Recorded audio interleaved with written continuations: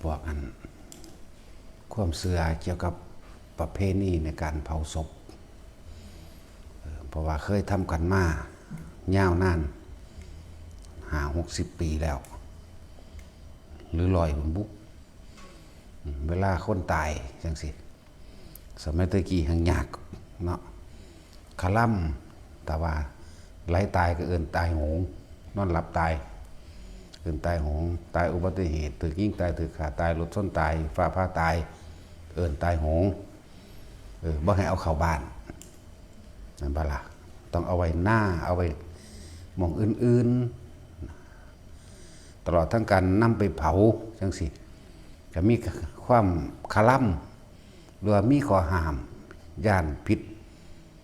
บ้านพิษเมืองย่านคำว่าคาล่ำนี่คือย่านกลัวพิษบ้านพิษเมืองกลัว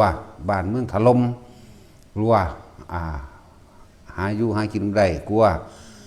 ฝนไม่ตกต้องตามฤดูกาลมั่งอดอยากแห้งแล้งหรือจะทำให้บุคคลผู้อื่นป่วยสืบต่อกันไปเรื่อยๆมั่งเนาะนี่คือประเพณีความเชื่อที่เคยเป็นมาเรื่อยๆความเชื่อกับความจริงคนละอย่างกันเนี่ยเพราะว่าเฮาขาดการได้ยินได้ฟังธรรมการได้ฟังความจริงแล้วก็เฮาขาดบุคคลผู้รู้หรือพระสงฆ์องค์เจ้าเป็นผู้นำทั้งจิตวิญญาณเป็นผู้นำทั้งนำเอาความจริงของพระเจ้ามาแสดงแต่นี่บ่มีผู้ใดรู้หมู่ภิกษุนักบวชทั้งหลายก็บวชตามประเพณีมั่งบวชตามแค่ว่าบ่ได้ศึกษาบ่ได้ฝึกหัดปฏิบัติก็เลยเกิดกลายเป็นว่าแล้วแต่ชาวบ้านสิว่าเฮ็ดส่วนมาก ตะกี้จริงๆนะแต่ว่าวันอังคารเผาบ่ได้วันขึ้นเท่านั้นเผาบ่ได้วันแรมเท่านี้เผาบ่ได้คือตามประเพณีความเชื่อของแต่ละหมู่บ้านนะนั่นบ่ล่ะเพราะว่าย่านฝนบ่ตกต้องตามฤดูกาลย่านโรคย่านโรคภัยไข้เจ็บต่างๆเข้าสู่หมู่บ้านย่านคนตายติดต่อย่านทุกสารพัดย่านนั่นแหละเพราะว่าเฮาบ่ได้ยินได้ฟังธรรมคือความจริงจากท่านผู้รู้ถึงแม้นว่าบัดนี้ถ้ามีท่านผู้รู้พระผู้เพิ่นปฏิบัติดีประชบมาบอกก็บ่ฟังเด้คือว่าพ่อแม่พาเฮ็ดมาปู่ย่าตายายพาเฮ็ดมาแบบนั้นแบบนี้ผิดเปิงบ้านผิดประเพณีบ้านในบ้านตัวเองล่ะเปิงบ้านก็ดีผิดประเพณีจังสั่นจังซี่สารพัดก็บ่ฟังเพิ่นก็แค่นั้นเด้บ่เมื่อบ่ถึงนั่นก็ปล่อยไปนั่นแหละบัดนี้เหมือนทุกมื้อนี้บัดนี้เวลาผู้ใดตายมาเอาเข้าบ้านได้บัดนี้ตายไปด้วยก็สร้างคนฝืนมาได้แล้วเนาะแต่ว่าส่วนที่เสียมากที่สุดก็คือการสวดศพหลายๆมื้อแม่นบ่ล่ะการนำศพไปไว้ในบ้านหลายๆมื้อ5 มื้อ7 มื้อยุ่งยากกับอาหารการอยู่การกินเด้บางคนบ่มีเงินได้ไปหยิบไปยืมเนาะได้ยืมจากไทบ้านมั่งยืมธนาคารมั่งกู้หนี้ยืมสินมาเพื่อสิมาจัดงานศพเบิด200,000 300,000เข้าไปเรื่อยบัดนี้แล้วก็นำการละเล่นต่างๆเข้ามาสู่งานศพเล่นไฮโลเล่นไพ่ต่างๆสารพัดในการเล่นในทางจิบหายเนาะแล้วคนที่เป็นเจ้าของบ้านเจ้าของศพก็วุ่นวายอยู่กับการหาแนวอยู่หาแนวกินบางก็ขางัวขาควายขาหมูเป็ดไก่ปูปลาหอยที่สำคัญขาดบ่ได้คือเหล้านี่ถ้ากันเฮ็ดไปจังซั่นเวลาคนพระมาแล้วไปเคาะโลงพระมาแล้วเด้อไหว้พระรับศีลเด้อเอาศีลเด้อเนี่ยแล้วก็แต่งถาดผ้าเข่าอีหยังตอกปอกแตกๆมีแต่แนวแสบๆดอกแต่งไว้เอาไว้ว่างไว้ข้าง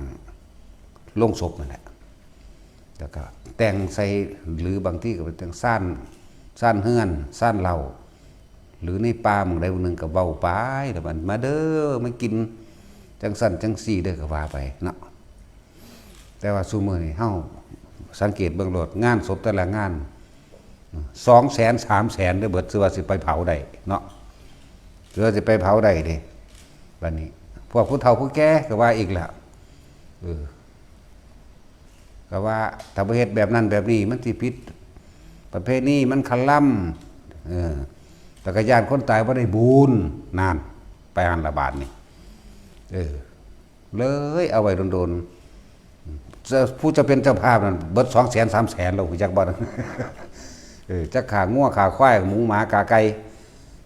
หอยแข้งแมลงภู่เครื่องกับกงกับแก้มเหล้าจังซี่บัดนี้คนตายคิดว่าสิได้บุญติไปเฮ็ดแนวนั้นล่ะคำว่าบุญคำว่าบาป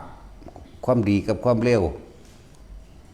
มันสะสมไว้ตั้งแต่ตอนที่มีชีวิตพูนมันบ่มาได้ตอนตายเด้มันบ่ได้เกี่ยวกันกับสิเอาพระมาสวดหลายมือบ่ได้เกี่ยวกันเด้กับมองหันแล้วจังบอกว่ามันสิ้นเปลืองเปล่าๆแล้วก็ลูกเต้าเล่าหลานพี่น้องเสียเงินเสียทองไปเปล่าบ่แม่นเปล่าประโยชน์สมัยแบบเป็นทุกข์เลยล่ะแบบเป็นทุกข์เลยเป็นหนี้เป็นสิน100,000 200,000 300,000เข้าไปก็มีได้บาทนี่แม่นบ่ล่ะนั่นแหละจังสิบอกความจริงให้ว่าแต่ละคนนั่นน่ะคนหลังจากตายแล้วนั่นบ่มีหยังบ่ได้หยังเฮ็ดหยังบ่ได้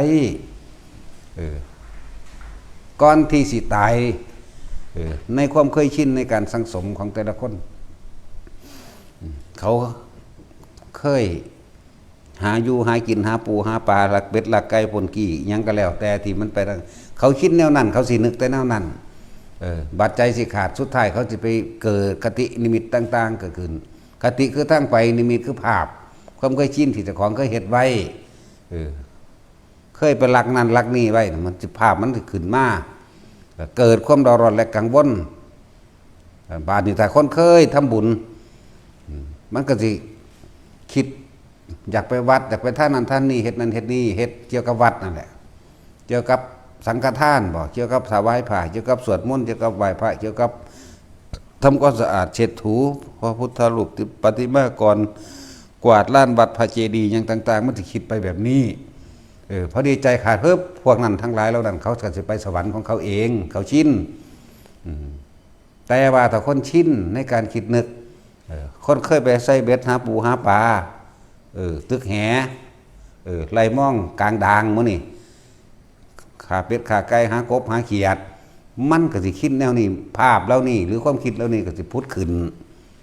มันบ่ได้เกี่ยวกับตายวันจันทร์อังคารพฤหัสศุกร์เสาร์และอาทิตย์แต่มันก็บ่ได้เกี่ยวกับว่าตายนั่นรับตายนอนไรตายรถส้นตายถึงยิ่งตายขาตายยังต่างๆก็แล้วแต่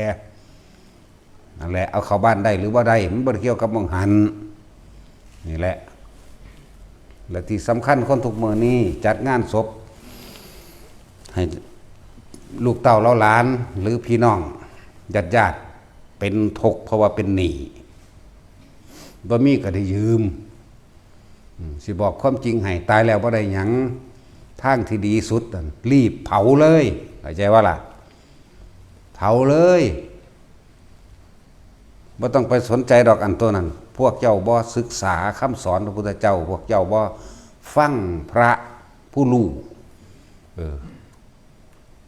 วันนี้พระในบ้านบ่แม่นพระดอกเอิ้นว่าหมู่ภิกษุสงฆ์ทั้งหลายบวชรักษาวัดนั่นน่ะไทยบ้านพระเฮ็ดจังได๋ก็เฮ็ดไปแล้วแต่เด้อแล้วแต่พวกเจ้าเห็นบ่ล่ะมามนต์มาเอิ้นข่อยไปสวดข่อยก็ไปสวดใส่ซ่องใส่หยังเท่าใดก็สร้างแต่ว่าบางหม้องบ่แม่นเด้โอ้ย300นึงบ่คุ้มค่าว่าเด้เนาะ มันบ่ได้ฮู้จักความแมงอีหยังเด้พวกหานั่นจังซั่นแล้วถ้าว่า500ใครแน่เนาะว่าเด้บัดนี้มีเบิดเฮ็ดอันอีหยังผ้าขาวเขาเอิ้นห่อซักอนิจจาแม่นบ่พุ่นน่ะโอ้ยมันสิไปได้หยังนำกับห่ออันซักอนิจจาปุ่มๆปิ่มๆแต่ละมื้อนั่นเนาะนี่คือสิบอกความจริงให้แต่ละคนฟังแล้วเอาไปเฮ็ดนำถ้าพวกเจ้าบ่อยากชิบหายนั่นจักว่าล่ะพวกเจ้าก็ชิบหายตัวมันบ่ต่ำกว่าแสนเด้แต่ละงานศพนี่นั่นว่าล่ะทุกข์ก็เป็นบ่ต่ำกว่าแสนซุมื้อนี้เขาก็สิเว้าโอ้ยยิ่งพวกว่าอสมหรือว่าพวกกัน จัดทีมให้เลยเด้ค่าเต้นสุดนี่เท่านั้นหมื่นแม่นบ่ล่ะสุดค่าเต้นสุดแต่งศพหรือแต่งงานแต่งหน้างานให้นั่นน่ะแต่งดอกไม้พวงหรีดแบบนั้นแบบนี้จัดโต๊ะจัดเตะให้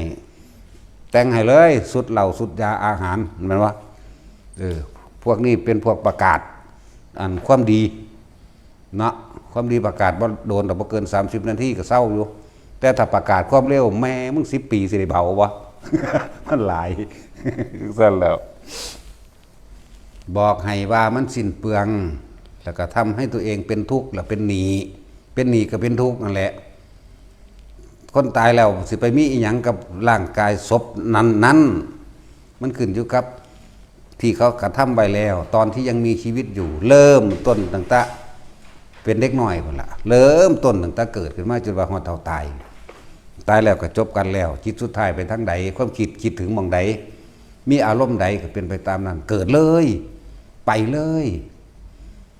นั่นแล้วชรามรณะโสกปริเทวทุกข์นี่คือตายแล้วปุ๊บมันก็ไปหม่องใหม่โลดเด้นั่นน่ะมันบ่ได้อยู่น้ำศพอันนั้นเด้ที่พวกเฮาเคยหูเคยเห็นว่าวิญญาณอีหยังสิว่าให้น้ำศพมั่งนั่งเฝ้ามั่งอันนั้นนี่มันบ่แม่นเป็นความคิดผิดเป็นความเห็นผิดเบิดนั่นแหละสั้นแหละจะพากันเอาไว้โดนถ้าเอาไว้โดนก็เสียเงินหลายแล้วลองเบิ่งแม่วะเนาะง่ายเป็นไปได้ตายปุ๊บเอามาเผาโลดอันนี้เฮ็ดให้เบิ่งเป็นตัวอย่างแล้วเด้นี่เฮ็ดให้เบิ่งแล้วปุ่นตายอยู่โรงพยาบาลทั้งนี้จัดนั่นจัดอันเตาเผาจัดเตาเผาทานใส่หรือยังเรียบร้อยเรื่องเอาออกมาบัดนี้แล้วทานใส่แล้วนั่นนี่ใส่แล้วเอาออกมาหามลงรถมันก็ขึ้นใส่เตาทานโดดเด้จูดเลยบ่ได้สวดยากเพราะว่าเขาสวดเอาเองแต่เขาว่าท่านได้ตายพุ่นจักบ่ล่ะสวดหรือบ่สวดตัวนั้นก็เป็นการสร้างสมอยู่ดอกความจริงความหมายแท้จริงก็คืออยู่ที่จิตสุดท้ายหมายถึงความคิดสุดท้ายของเขาสิปล่อยว่างหรือบ่ปล่อยว่างหรือเขาสินึกถึงบทสวดมนต์บทใดบทหนึ่งตายปุ๊บมันออกจิตออกจากร่างไปสู่สวรรค์เลยนึกถึงพระพุทธเจ้าไปสู่สวรรค์เลยทรงฌานเจริญฌานอ่อนหรือแก่ก็ตามกับไปสู่พรหมโลกไปเลยผู้ตายในลมหายใจก็สู่สุทธวาสไปเลยผู้ปล่อยว่างได้แล้วก็นิพพานอรหันต์ไปเลยจบไปเลยบ่ได้เกี่ยวกันกับญาณบ่ได้บุญตอนมาฟังพระสวดนั่นนี่นั่นบ่ล่ะชื่อไว้ถ้าญาณเฮ็ดบ่ถือวันนี้สิเผาให้หรอกบ่เอาเงินหรอกมีเต้าให้ซ้ำงานศพใดอยู่แถวนี่ว่าตาอันมาบอกเฮามีเต้าเงินไปให้เฮาหั่นบ่ไปสวดเอาเงินไผเด้นั่นบ่ล่ะมาขอพาเอาให้เงินไปพร้อมไปรวมงานศพกับเขาเพราะเป็นสันติหรือผูกความเป็นมิตรกันไว้ซื่อๆเด้อันนั้นมันบ่ได้อันบุญน้ำหมอนคนตายเด้รู้จักว่าล่ะมันบ่อันนั้นเด้ถึงแต่ว่าเขาเฮ็ดเพื่อเป็นการผูกมิตรเพื่อให้เกิดความอยู่ร่วมกันโดยความสงบสุขนั่นแหละ พวกเจ้าสิสวด100 ปีก็สร้างมันบ่ได้ขึ้นอยู่กับพวกไปสวดให้เด้มันขึ้นอยู่กับเขากระทำกรรมอันใดไว้ไม่ว่าบุญหรือบาปในขณะที่มีชีวิตอยู่บัดนี้สำคัญความคิดถึงสุดท้ายจิตสุดท้ายเจ้าสินึกถึงบุญหรือบาปเท่านั้นเจ้าสิเป็นไปตามนั้นแต่ว่าบุคคลผู้ใดฝึกหัดดีแล้วโสดาสกิทาคาอนาคาหรืออรหันต์ก็เป็นไปตามที่เขาจะเห็นเอาไว้ตอนที่ยังมีชีวิตอยู่ไม่ใช่หลังจากเสียชีวิตอยากว่าล่ะหลังจากเสียชีวิตแล้วเนี่ยเขาจะบอกซับว่าคนตายคล้ายคนเป็นกับคนเป็นหรือว่าจากทีบจากแดนอย่างมันตายแล้วมันสิไปมีอย่างไม่ได้ต่างจากกบจากเขียดตัวนั่นว่าล่ะตอนเป็นขันบ่ย่านเนาะบัดตอนตายก็ย่านผีตัดสินโหลด ผีผู้นั้นผีผู้นี้โหลดบัดผีเป็ดผีไก่ผีปลาดุกอยู่ในท้องเจ้าของบักหลายกันคือบ่ย่านเนาะผีงัวผีควายคือแย่งปันกันกินแบ่งพูดกันอยู่เนาะแม่นบ่ซั่นนั่นแล้วผ ผีหมาก็ว่าญาติรถส้มหมาตายเป็นแต่คนตายอยู่หันหูมันจือรถเด้จำเอารถโอ้ยผีนั่นผีนี่ว่าไปเด้นั่นแหละที่พูดถึงข้างพุทธกาลอาณาพินติกะเศรษฐีป่วยบ่ได้มานิมนต์พระตอนตายดินิมนต์ตอนเพิ่นยังมีชีวิตนอนอยู่นั่นแหละนิมนต์มาองค์นั้นมาเทศน์ให้ฟังองค์นี้มาเทศน์ให้ฟังกับบรรลุโสดาบันไปทั้งสั้นแล้วตายแล้วก็เอาไปเผาเลยได้ล่ะทิ่มเลยได้ล่ะบ่ได้มาสวดหลายๆมื้อหลายๆคืนเด้อันนั้นเขาเป็นเศรษฐีซ้ำตัวเขาเฮ็ดไว้แล้วเพิ่นเฮ็ดไว้แล้วอาณาปินติกะเศรษฐีเฮ็ดไว้แล้วเริ่มต้นแรกก็สร้างวัดเชตวันพุ่นแม่นบ่ล่ะเพิ่นมีพระรัตนตรัยเป็นที่พึ่งแล้วสร้างวัดเชตวันพร้อมบำรุงหมู่ภิกษุสงฆ์สามเณรตลอดทั้งสมณะชีพราหมณ์ทั้งหลายทั้งเบิดเฮ็ดมาเรื่อยๆอุปถากอุปถัมภ์ให้ท่านการกุศลบ่เคยขาดปุ่นอันนั้นแล้วขนาดนั้นจิตสุดท้ายยังกังวลเห็นบ่น่ะก่อนที่นั่นน่ะยังมีความร้อนและกังวลหืดๆหอบๆอยู่หั่นแหละเพราะว่าบ่ฝึกภาวนาเข้าใจบ่ล่ะได้ตอนที่ขาดใจตายได้บ่แม่นได้มาเลยตั้งแต่ที่แรกที่บอกให้เรื่องอาณาปินติกะเศรษฐีเป็นพระโสดาบันนี่เข้าใจบ่นี่ตอนใจขาดพี่แต่อันนั้นเขาจะเขียนบันทึกมาไว้อย่างสั้นแต่ว่าความจริงเขาเว้าให้ฟังอยู่เดียวนี้แหละกระวนกระวายเราร้อนจะเห็นแต่พระพุทธเจ้านั่นภาษาลีบุตรเป็นผู้ไปแสดงเข้าใจบ่แต่ว่าเขาเห็นในซีรีส์พระพุทธเจ้าไปแสดงเองพระสารีบุตรเป็นผู้ไปแสดงธรรมให้ฟังแต่พระพุทธเจ้าทรงพระญาณบอกทางให้เป็นพุทธนิมิตตั้งหากพูนจูงขึ้นไปทั้งดุสิตพุ่นจากบาลาพูนมันไปยุพูนไปยุดุสิตพุ่นบ่ไปดับดึงดอกคนทำประโยชน์เพื่อบุคคลผู้อื่นได้จากบ่อนเหมือนกันกับนางวิสาขาแล้วเขาว่ายุหันนี่ดุสิตสั้นแหละว่าเพิ่นมาเล่นมองต่ำกว่าก็ได้ตัวจะเป็นยากหยังเนาะทางแต่เฮาก็ไปเห็นอาบน้ำอยู่อันสระอนุดาตนั่นเด้ล่ะเอาก็สิมาบ่ได้บ่นั่นแหละนั่นคือในสมัยโบราณในพุทธกาลเป็นนิมนต์พระสงฆ์องค์เจ้ามาเทศน์ให้ฟังถ้าสิเว้าเรื่องสมัยนั้นเทศน์ก็ว่าอยู่ดอกว่ากุศลธรรมะกุศลธรรมะหรือเทศน์เรื่องต่างๆแต่ว่ามันเป็นภาษานั้นภาษาเฮาก็คือเว้าให้ฟังอยู่เดี๋ยวนี้แหละเนี่ยบ่ว่าบุญบ่ว่าบาปเฮ็ดไว้ตอนที่มีชีวิตอยู่นี่ภาษาเฮาเว้าอยู่เดี๋ยวนี้แต่ว่าเฮามันต้องได้แปลนั่นเป็นภาษาต่างประเทศจากบาลีนั่นน่ะมาคตนั่นน่ะนั่นแหละนี่ตัวอย่างหนึ่งตัวอย่างสองธรรมิกะอุบาสกใช่ว่าล่ะตัวอย่างสอง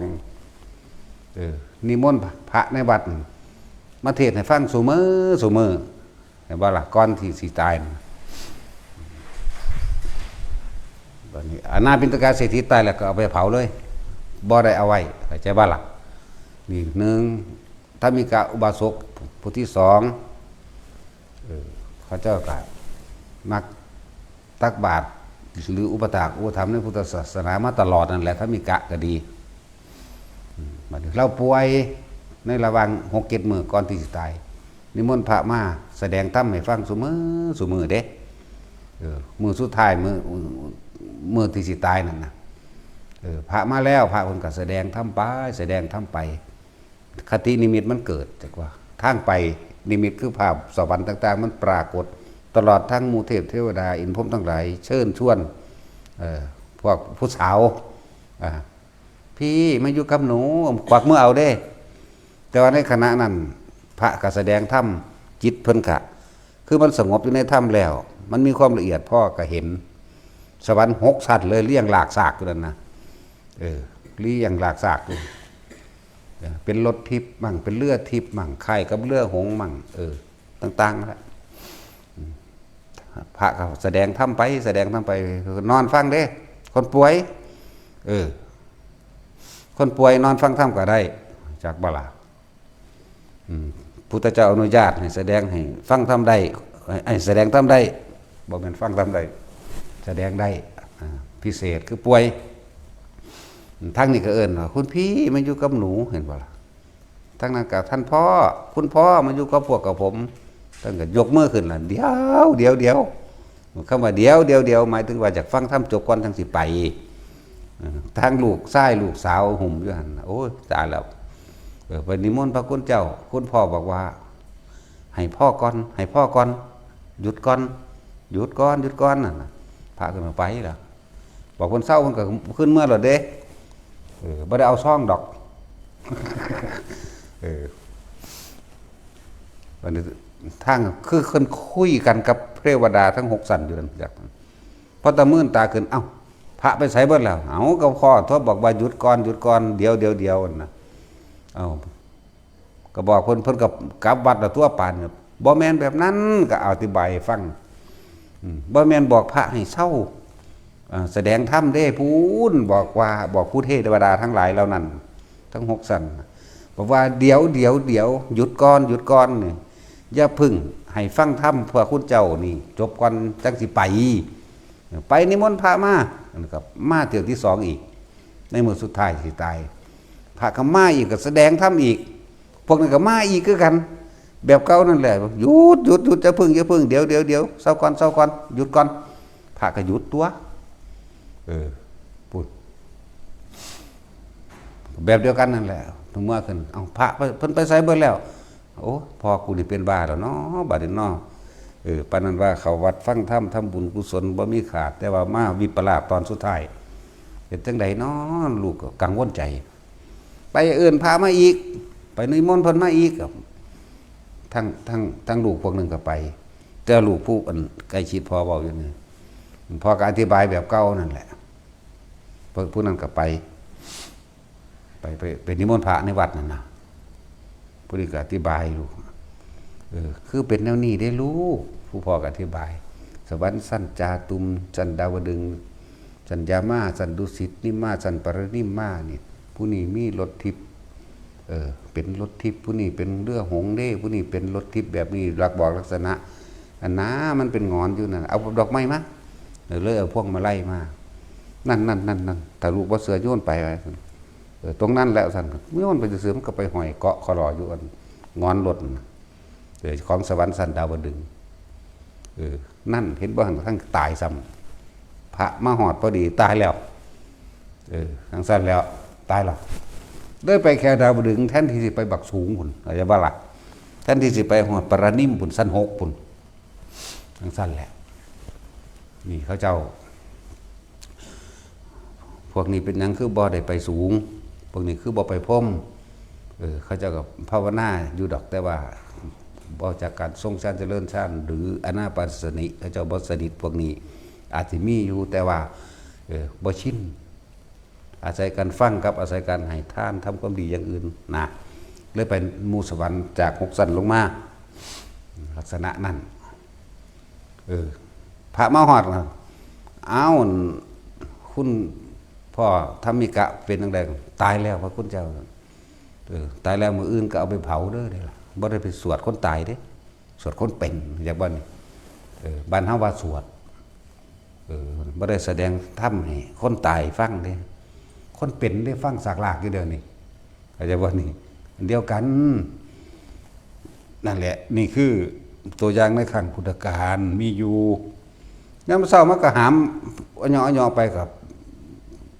คนมีเงินแน่ก็ได้เผารู้จักบ่ล่ะคนบ่มีเงินก็ถิ่มปราสาทผีดิบรู้จักบ่ปราสาทผีดิบคือนางสิริมานั่นแหละปราสาทผีดิบพุทธเจ้าเพิ่นสิแสดงธรรมนั่นแหละอาจจะเป็นจุดประกายหรือต้นกำเนิดของการสวดศพก็เลยนางสิริมาได้รับจ้างเป็นเมียเศรษฐีเพื่อให้นางยังล่ะลืมชื่อแล้วนี่คุชุตาบ่คือนั่งอุลตร้าแม่นี่นะนั่งอย่างนั้นนั่งอุตราเนาะนั่งอุตราจ้างไปเป็นเมียเศรษฐีถึง15 มื้อพุ่นล่ะนั่นแหละขนาดเราทำกรรมหนักๆเอาแล้วก็เป็นโสเภณีผัวเราบ่ต้องอึดบ่เยอะแยะนั่นบ่ล่ะแต่เว้าเรื่องผิดศีลบ่มีศีลจะขอหรอกแต่เว้าเรื่องนั้น ก็โสเภณีก็หาเงินกับการแบบนั้นเด้อกับการไล่ล่ำกับการเล่ห์เหลี่ยมกับหลายๆอย่างตลอดถึงเขาเลยจ้างเป็นหมื่นก็หาปณะพุ่นล่ะไปจ้างมาเป็นเมียชั่วข้าวมาทำหน้าที่แทนผัวผัวอันนั่งอันอุตราบ่นั่นแหละมาจ้างมาทำหน้าที่แทนเมียนี่ขอเวลาได้ทำบุญทำทานกับพุทธศาสนาเนี่ยจนพุ่นละแต่ที่ว่าโดยประวัติก็คือนั่งอันนี้แล้วสิมีผู้ใดอยากนอนน้ำเล่าเนี่ยก็ต้องมีเงิน1,000ก็หาปณะจังได้นอนน้ำต่อคืนจากว่าล่ะก็ขายโตเนาะกันทั้งสั่นเลยโสเภณีเลยบัดนี้มาเนี่ยต่อมาก็เลยมาอันนั้นอันนี้กันนั่นแหละมันสิยาววะ แต่เว้าเรื่องแล้วเอาต้มน้ำฮ้อนๆเป็นลวกน่ะนั่งอุตรานั่งจนว่าเขาทุบตีจนว่าได้ยินฟังธรรมพระพุทธเจ้าเมื่อพระพุทธเจ้าอโหสิให้นั่งอุตตาก็อโหสิให้มันเป็นกุศโลบายสุดท้ายแล้วหลังจากเล่าฟังธรรมของพระพุทธเจ้าเล่าเลยบรรลุพระโสดาบันนั่นเห็นบ่ล่ะบรรลุโสดาบันก่อนเด้แต่ว่าก็เบิดค่าจ้างกันพอดีเบิดสัญญาก็เลยกลับไปพุ่นไปอยู่ในซ่องหลังจากบรรลุธรรมโสดาบันแล้วนี่บรรลุก่อน7 มื้อสิตายนี่เห็นบ่นี่บรรลุแล้วกลับไปก็บ่เฮ็ดคือเก่าบ่เฮ็ดอาชีพเก่าเด้เลิกเลยเป็นผู้มีศีลบริสุทธิ์ดีแล้วบัดแต่เราก็ป่วยพร้อมเด้นั่นแหละพากันไปบิณฑบาตอยู่ในซ่องหญิงนางร่มมันแหละขนาดแล้วป่วยได้นี่ก็ยังงามขนาดนั้นเลยมีพระภิกษุองค์หนึ่งโอ้ยมักหลายใจสิขาดจนกินบ่ได้นอนบ่หลับจนจะป่วยคนละพระองค์นั้นพระองค์ที่ว่านั่นนะจอบตะเว้นว่าสิไปบิณฑบาตตรงนั้นเด้ท่านนะหักหลายไปขอซึกพุ่นเด้พระเจ้าข้างล่างไว้อยู่บ่ให้นั่นแหละโอ้ยขนาดนั้นเขาเจ้าว่าป่วยนี่ก็ยังงามปานนี้โอ้ยใจละกูกินบ่ได้นอนบ่หลับคิดฮอดอยู่หั่นเขาเคยเป็นผัวเมียกันมาก่อนนั่นแหละแต่จะเว้าเรื่องนึงก็ดี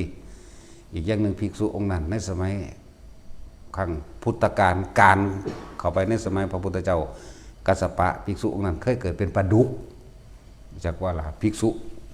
มักนั่งอันนี้เคยเกิดเป็นปลาดุกนี่พระสงฆ์บวชใหม่ผู้หนึ่งคือพยายามท่องจำคำสอนพระพุทธเจ้าคือท่องจำบทกุศลานี่แหละไปอยู่ท้ายเรือหมู่ก็นั่งเอาหนังสือมาท่องกุศลธรรมากุศลธรรมาปัญญากตาธรรมาปลาดุกตัวนั้นร้อยตีขนาบกลางเรือไปจักว่าไปจนว่าฮอดหม่องจอดปุ๊บพอดีคนหาปลาเด็กน้อยนะเขาส่อมสักแต่คือได้ยินเสียงของภิกษุอีกองค์หนึ่งท่องบทกุศลาน่ะนะพอดีเสียบจุ๊บตายซ้ำโดยจิตสุดท้ายที่เขาได้ฟังธรรมมันที่ได้ฟังธรรมนั่นนะเริ่มไปเกิดอยู่สวรรค์ดาวดึงว่าสั่นตัว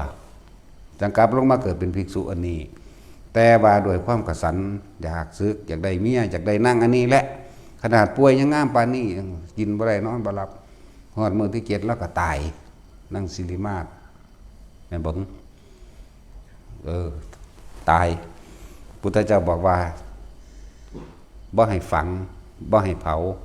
ให้เอาไว้ปราสาทพิดิบคือมองทิมศพเป็นนั่นแหละอยากให้อยู่ไว้จัก5 มื้อนั่นเอาไว้5 มื้อเด้อแต่กิจสุดท้ายก่อนตายของนางศิริมานี่ได้โสดาบันแม่นบ่ตามความเข้าใจเฮาเราได้โสดาบันตอนฟังธรรมพระพุทธเจ้าหลังจากนั้นเราทำความเพียรต่อบาดจิตตายเล่าไปอนาคามีหรืออรหันต์เลยพุ่นล่ะจากบาลาวันนี่ตั้งหากเขาบอกกลับมาอีกดอกนั่นแหละโสเภณีบรรลุธรรมก็เลยที่นี่เรื่องนี่พูดถึงว่าความสำคัญมันอยู่ตอนที่มีชีวิตอยู่แม้นชั่วขณะแค่7 วันก็สามารถที่จะเข้าถึงพระอริยะเจ้าโสดาสกิทาคานาคาจนถึงอรหันต์ได้จากบ่นี้ขึ้นอยู่กับก่อนเฮาที่สิตายนี่บ่แม่นตอนตายจังได้บุญ ที่เอามาเทียบให้ฟังอยู่เดี๋ยวนี้เอาไว้หามือศพมันก็เน่าขึ้นอืดน้ำหนองน้องไหลออกนอนก็เจาะออกจากหูดังจากปากออกจากหูตามันก็ดูนปูดขึ้นหน้าท้องยัง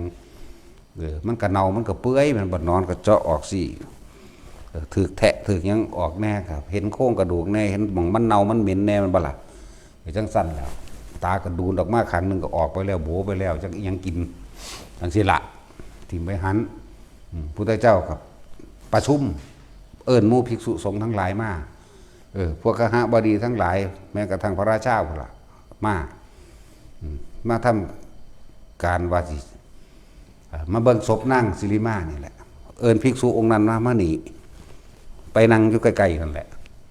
ว่าให้นั่งเหนือล่มเด้แต่พอเหนือมันก็เหม็นเด้มันไกลปานนั้นแม่นบ่ล่ะแถมซ้ำให้ไปนั่งอยู่ใต้ล่มซากศพอันนั้นนะพระเจ้าก็แสดงสะก่อนตะกี้นางนี่มีราคาเท่าใด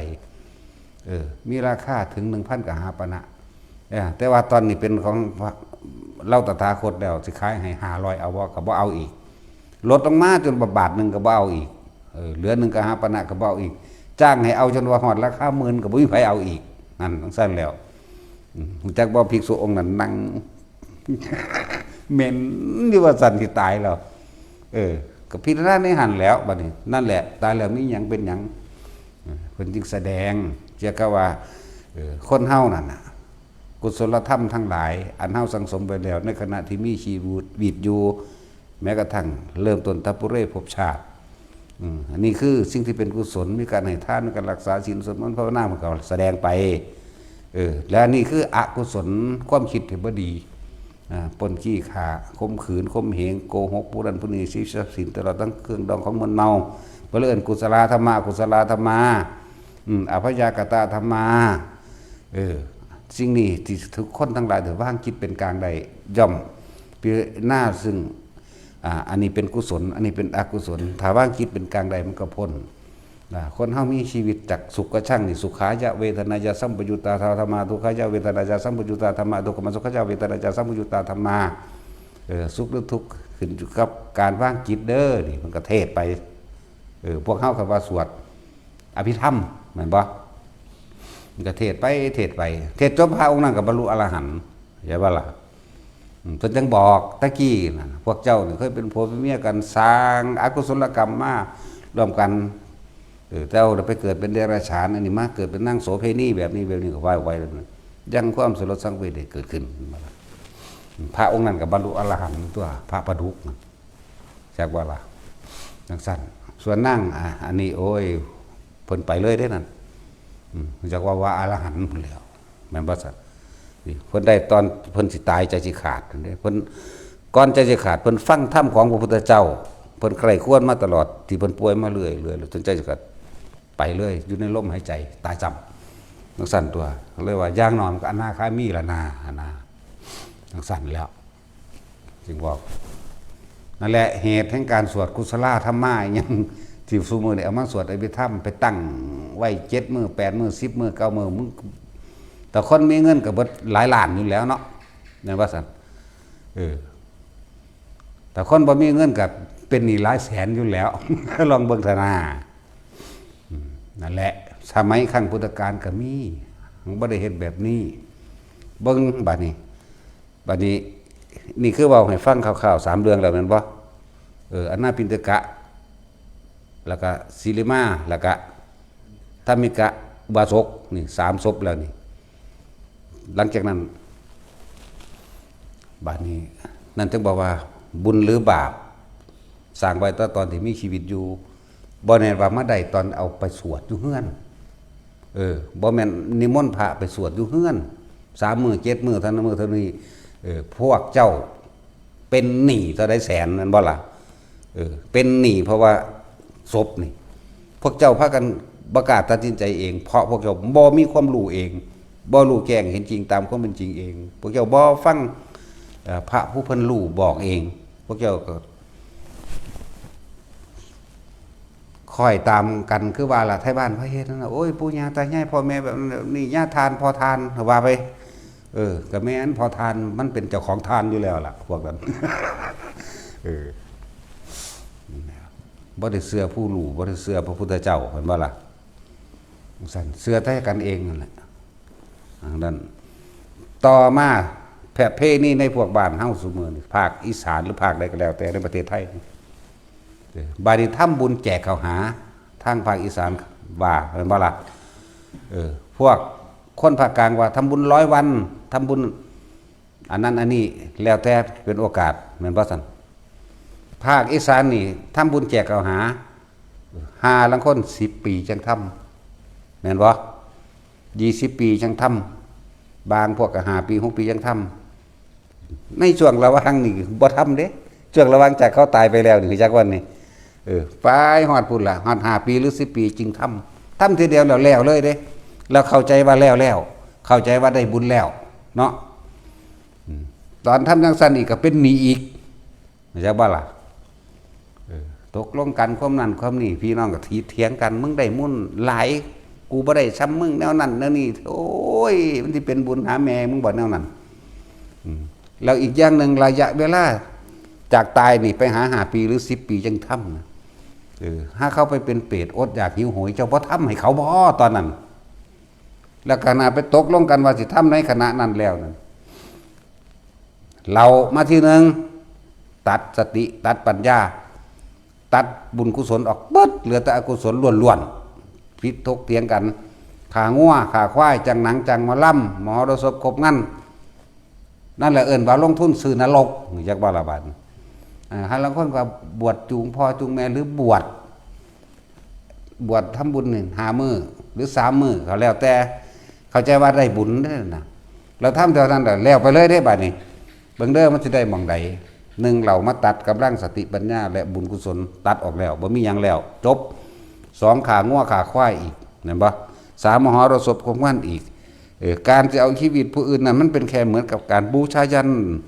เอาชีวิตผู้อื่นเพื่อทำให้พวกตนเองมีความสุขเป็นไปบ่ได้แล้วก็ขางัวขาควายกับพิษทกเถียงกันดิบดีในงานก็ตีกันอีกกินเหล้าเมายาเข้ามาพวกรักซีนก็รักพวกรักน้ำปลาก็รักพวกรักผงชูรสก็รักเด้ข้าวคั่วหัวหอมพวกขาเขาก็ปาดเอาสันเอาตาบเอาทันนี่ไปพอแห้งแล้วนั่นว่าล่ะบางพวกกินก้อยเด้อเนาะขบุนเป็นหนึ่งเขาให้หลวงพ่ออยู่ทั้งในทั้งสั้นแล้วซกเล็กซกเล่งไปแล้วเอาห่อนๆได้เอาแต่แนวดีๆเด้ไปให้คิดแล้วก็พวกบ่ฮู้จักพระวินัยก็เข้าใจว่า6 ทุ่มขึ้นไปนั่นเป็นวันใหม่ว่าซ่านนั่นแล้วมันจะไปได้บุญหาหยังบ่จักหยังได้นั่นน่ะบ่จักอาบัติบ่จักว่าอาหารรับได้หรือบ่รับได้บ่ฮู้จักนี่ผลของการบ่ศึกษาพระวินัยจึงไม่เข้าใจพระธรรมดักบ่ล่ะผลแห่งการไม่ศึกษาพระวินัยจึงไม่เข้าใจพระธรรมไม่ได้ธรรมไม่ถึงธรรมไม่บรรลุธรรมต้องสั้นแหละกินเพราะว่ายังรุ่นเก่าพระเฮ็ดเห็นว่าซั่นเฮ็ดไปนั่นแหละบ่ให้จักได้ว่าเป็นอาบัติบ่บัติบ่จักก็เห็นเขาเฮ็ดแนวนี้นี่เห็นบ่ล่ะพระทานพระเฮ็ดถาดพระเขาพระเฮ็ดเจ้าของทานเจ้าของเตาทานพระเฮ็ดต้องสั้นแล้วแล้วพวกว่าแจกเขา5 ปี 10 ปีจึงทำเนี่ยตอนที่หลังจากตายมันบ่เคยทำบุญให้พ่อให้แม่ได้ถ้าทำเทเดียวสิกินหยังแต่ละมื้อนั่นเนาะแต่ของยังกินซุมื้อเห็นบ่แต่ของยังกินซุมื้อเอาแล้วเราเข้าใจว่าสิได้ดิบาดนี้ขางัวขาควาย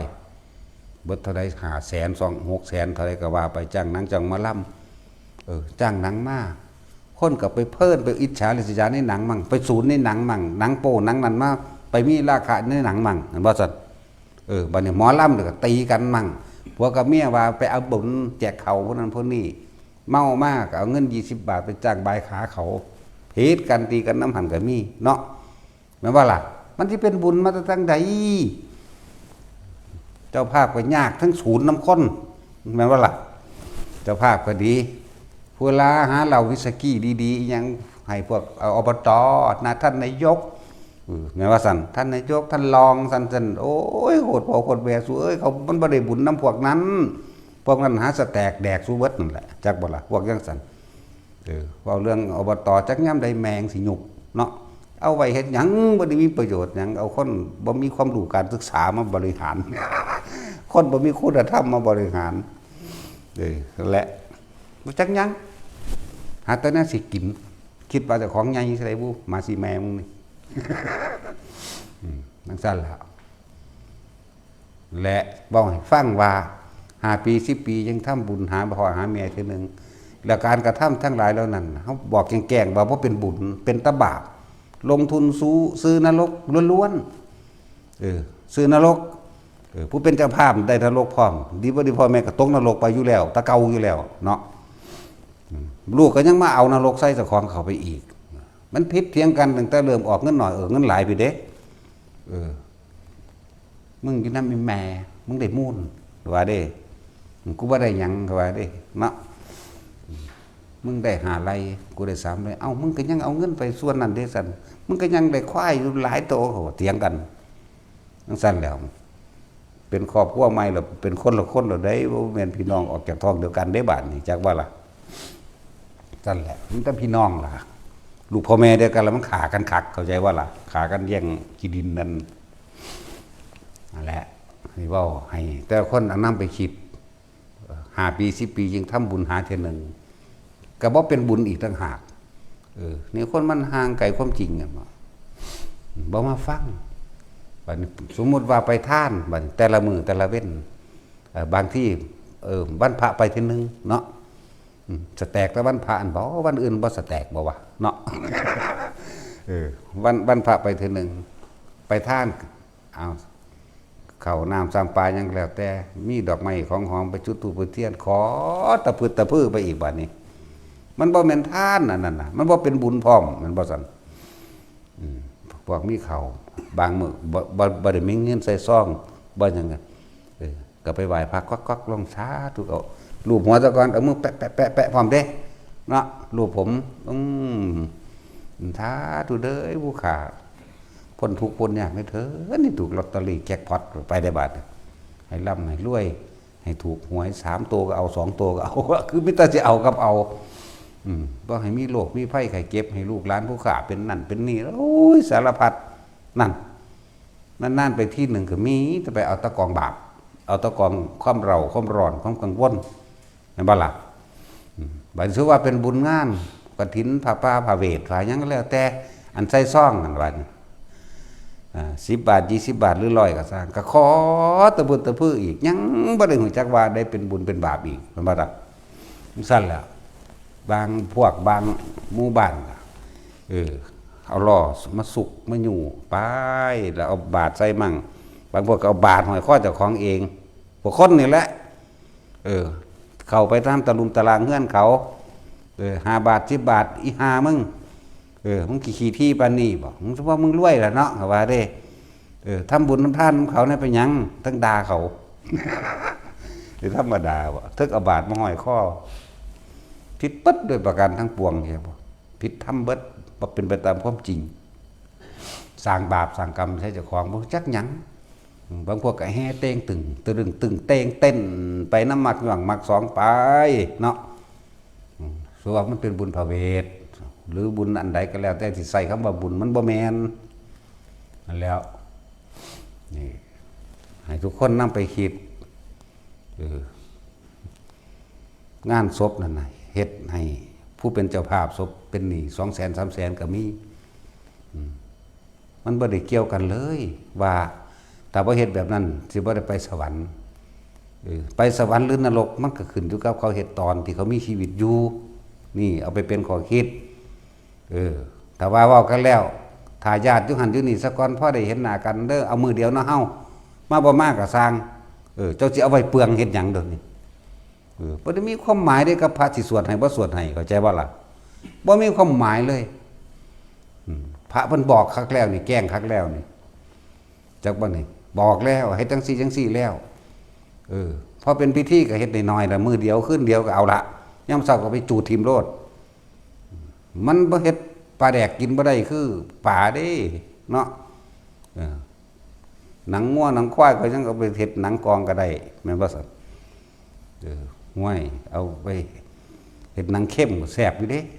คนมันเฮ็ดหยังกินได้เดี๋ยวนี้ เผาถิ่มนั่นแหละนี่คือให้ขอคิดจะไปย่านหลายย่านชาวบ้านชาวเมืองว่านั่นนะแต่ของบ่มีเงินก็ไปดันใส่น้ำเขาไม่ว่าล่ะยืมหนี้ยืมสินใส่น้ำเขาป่านนี้อ้าว5 ปี 10 ปีจึง7 ปี9 ปีก็ว่าไปจึงทำกฐินหาแล้วก็เป็นหนี้เป็นสินไปยืมเงินนั่นทำบุญหาแจกข้าวหาไปยืมเงินธนาคารเท่าไรเป็นเท่าไรแสนบัดนี้เขาใจว่าได้บุญเอาเต็มที่เลยเขาย่องกินเอาเลยเต็มที่เลยว่าซั่นเต็มที่อยู่แล้วเจ้าหน้าเหี่ยวๆในใจเจ้ามันหดหูเขาแล้วไปยืมเงินเขาเนาะยืมเงินธนาคารเขาก็สอนมาทำบุญหาว่าซ่านเรายาปลาปิ้งครบมุ่นสมบูรณ์พร้อมนรกเบิดทุกหลุมมาโหลดหามึงนี่ ขางัวเท่าไร3บอกจ้างหนังเท่าไร10,000เนาะวายพวกมีเงินแน่ก็ว่าจ้างมาล่ำบักแพงๆว่าได้โอ้ยพากันไหลลงนรกเบิดนั่นแหละหนังสั้นแล้ว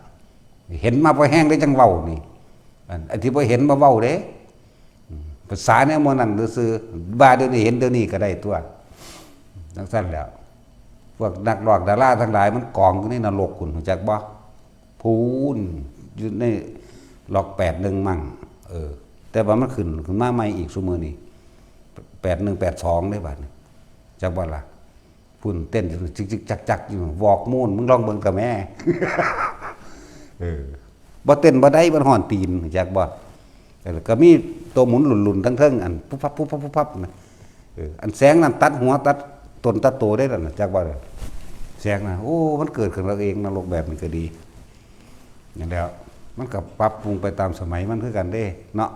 ของธรรมะนั้นเป็นของล้ำสมัยบ่แม่นล่าเด้ความจริงคือว่าธรรมะนี่ความจริงของนรกก็ล้ำสมัยความจริงของธรรมก็ล้ำสมัยกันเด้นั่นแหละนำไปคิดบาทนี่สำหรับคนที่ว่านะเฮาบ่จำเป็นต้องไปจัดประเภทนี้บุญแจกเขาใช้คำว่าบุญแจกเขาจักว่าให้เข้าใจดีแล้วว่าพอแม่ตายแล้วปุ๊บเฮาทำบุญชูมือของเฮานี่แหมเราอุทิศไปนี่แหมหรือบ่ทุกวันก็ช่าง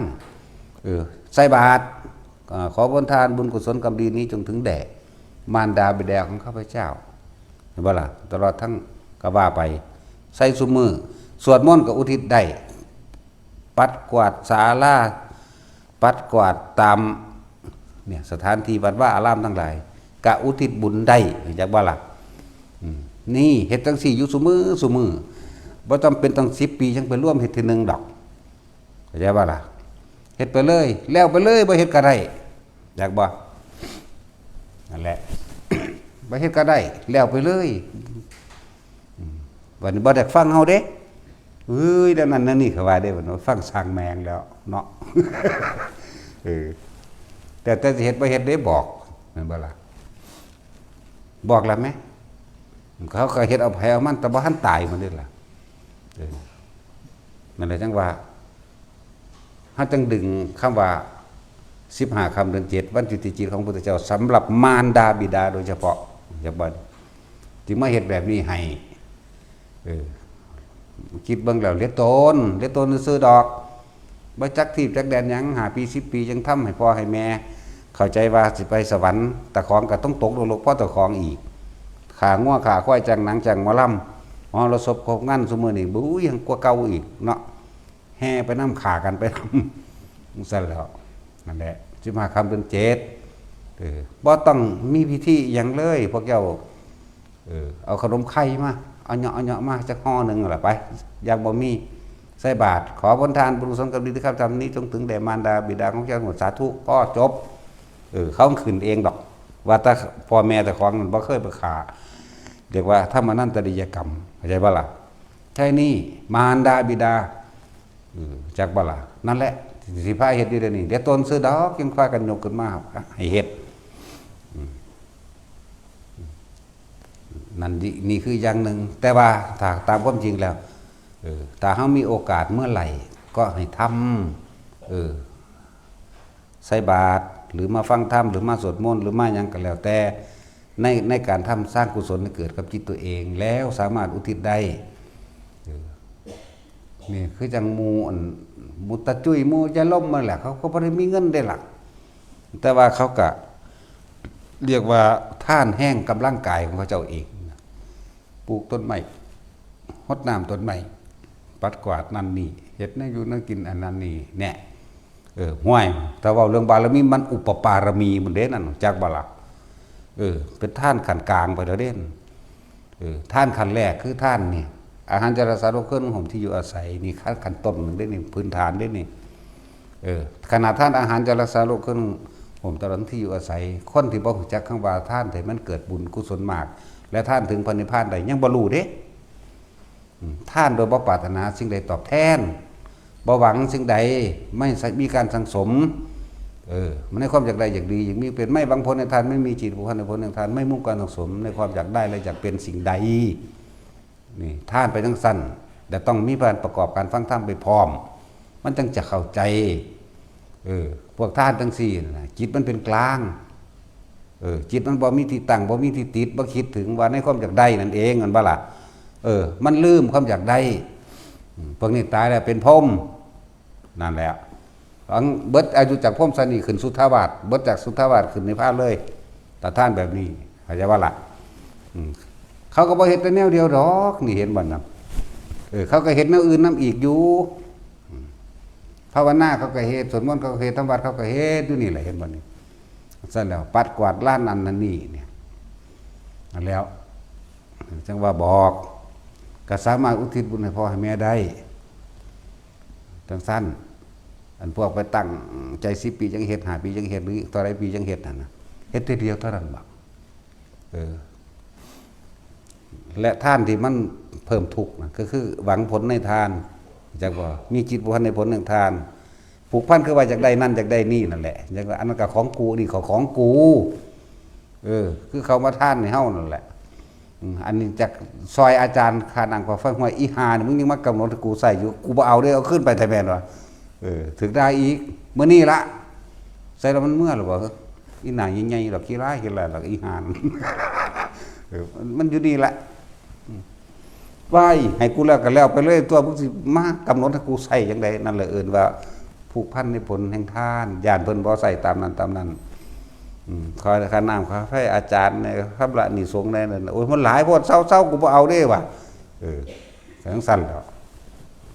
ให้เราขาดเลยไปเฮ็ดให้มันชินได้มั้ยเฮ็ดให้มันชินในการสละออกจังว่าท่านคือการสละความเห็นแก่ตัวเด้มันยังเห็นอยู่เด้เห็นว่าล่ะมันยังเห็นอยู่ยังเป็นเจ้าของอยู่มันยังไปกำหนดกฎเกณฑ์เพิ่นใส่อยู่ว้ายกูไปแต่งเมียก็สิเป็นหยังเดี๋ยวนี้เนาะยังใส่แล้วมาหลายๆมันกูเอาแมง100,000 คนนี่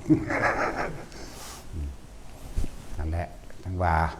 จะไปแบบนั้นนี่ท่านกายมันเป็นบุญเป็นกุศลบุญคือความสงบกุศลคือความสะอาดเพราะเบียดเบียนแล้วก็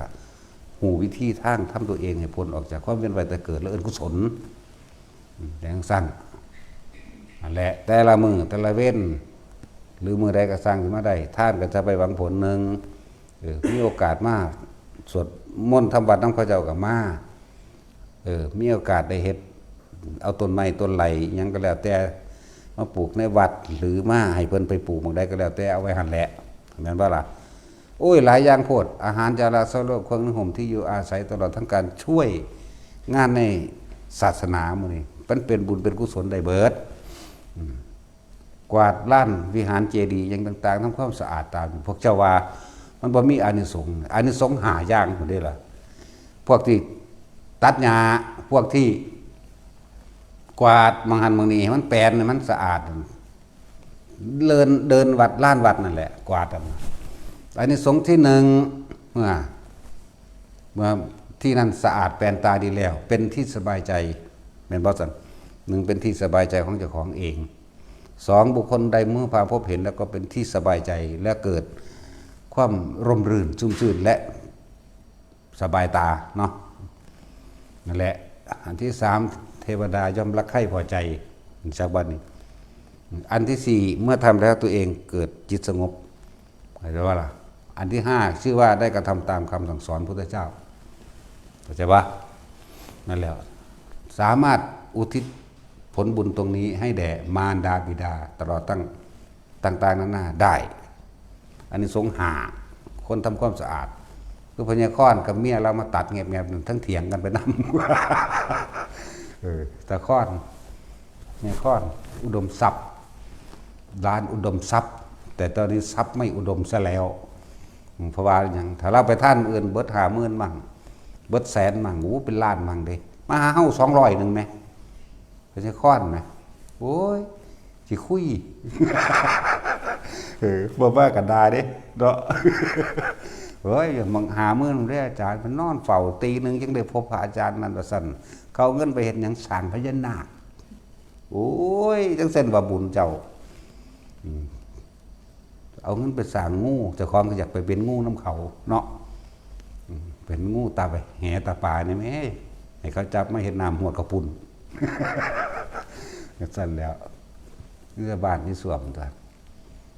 น้ำหัวกระปุ่นงูตาแห่อะไรใด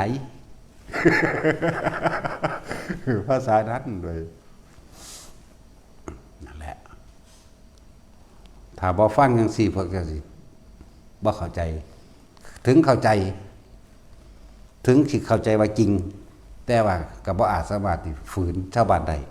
เพราะว่าพวกเจ้าบ่เด็ดเดี่ยวเด็ดขาดพวกเจ้าบ่ตั้งมั่นพวกเจ้าบ่เชื่อมั่นในความจริงในธรรมเองพวกเจ้ายังวันไหวอ่อนไหวไปครับผู้อื่นอยู่เห็นบ่ล่ะย่านพิษบ้านพิษเมืองพิษหม่องใดหนึ่งเฮาบ่ไปทำร้ายเบียดเบียนให้ผู้ใดผู้หนึ่งเสียชีวิตและทรัพย์สินอยู่ในบ้านในเมืองนั้นมันสิพิษหม่องใดก็เฮ็ดโดนหลักลอยออกมาเฮ็ดอยู่หม่องนี้ก็ได้ตัวแม่นบ่ซั่นแต่ว่าใครเฮ็ดจังหันเพราะว่าเฮ็ดจังหันโอ้ยก็เบิ่งเอานั่นแหละพวกอยู่ในวัดมันพากันเฮ็ดแมงจักซื้อเลขซื้อหยังไปกินนมกินหยังย่างไปน้ำท่งน้ำทางย่างกินไปมันสิไปศึกษาหาโคตรพ่อโคตรแม่อย่างเนาะสั่นแหละผู้เขาเจ้าหูเขาบอกตรงๆอยู่นี่ก็ยังสิโอ้ยยันเขาว่าหลดแต่ความโง่เขาก็เขาอีกหูแท้ๆยังบ่กล้าเฮ็ดเนาะนี่ออกมาลงไปหยัง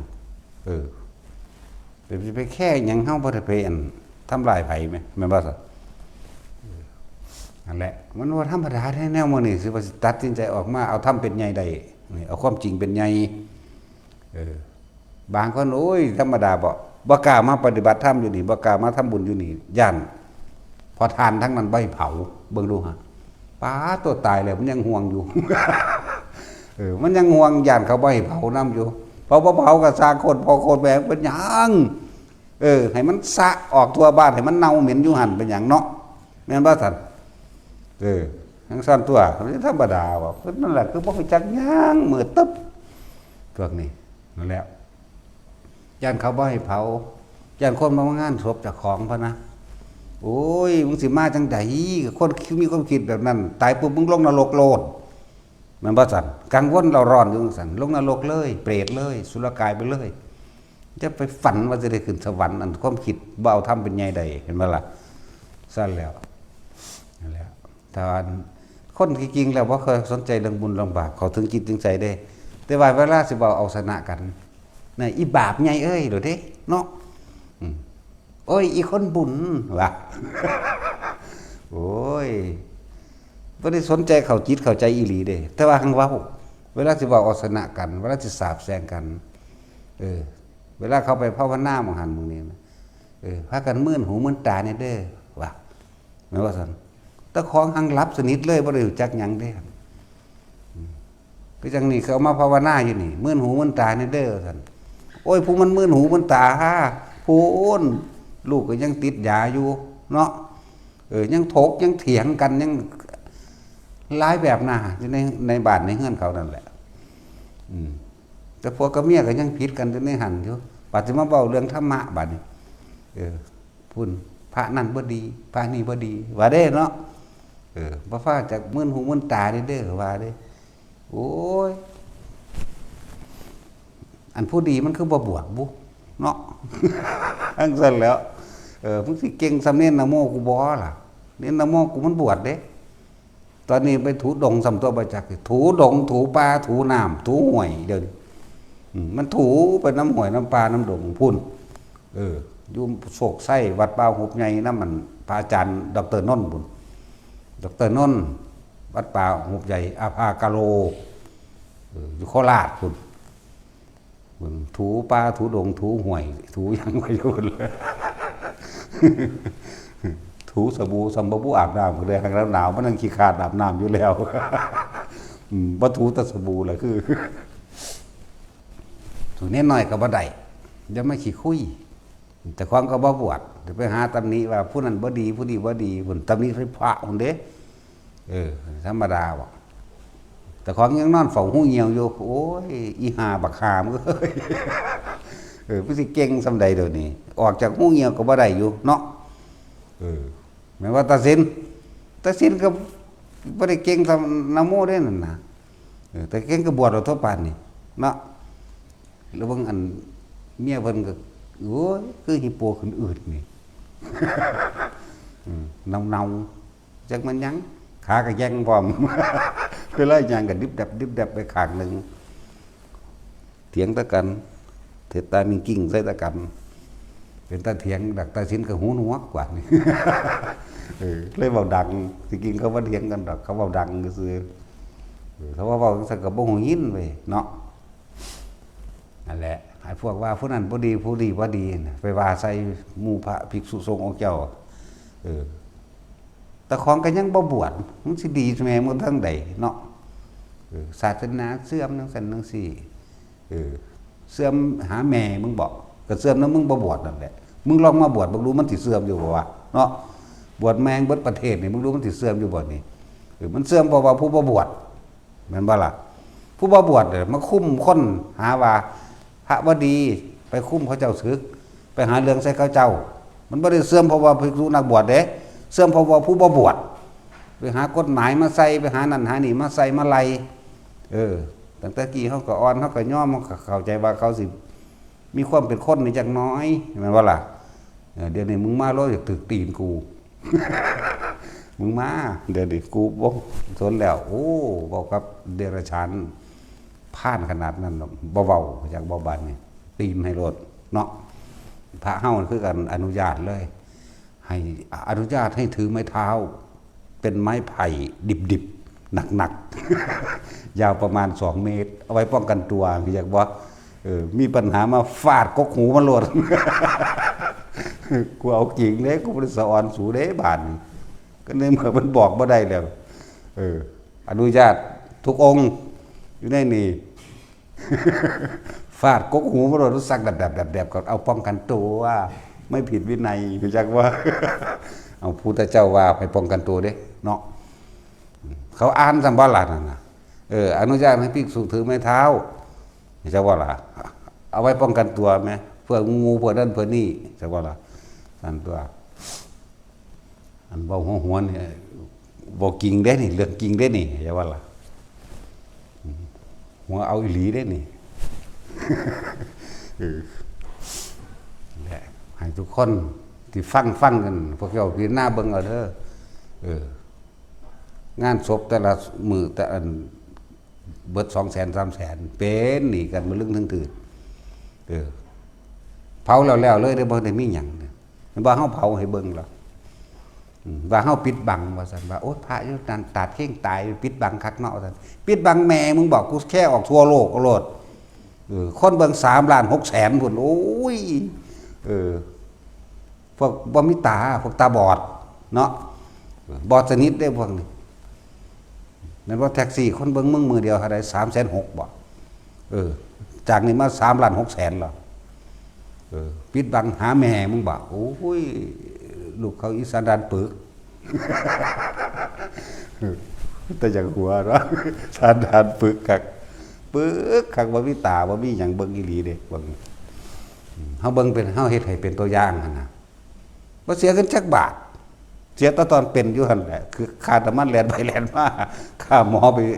รักษากันนั่นว่าซั่นตายแล้วก็จุดเท่านั้นตัวก็ไปเซาอันหีบอย่างเตาถ่านเขาจะเอามาเผาคน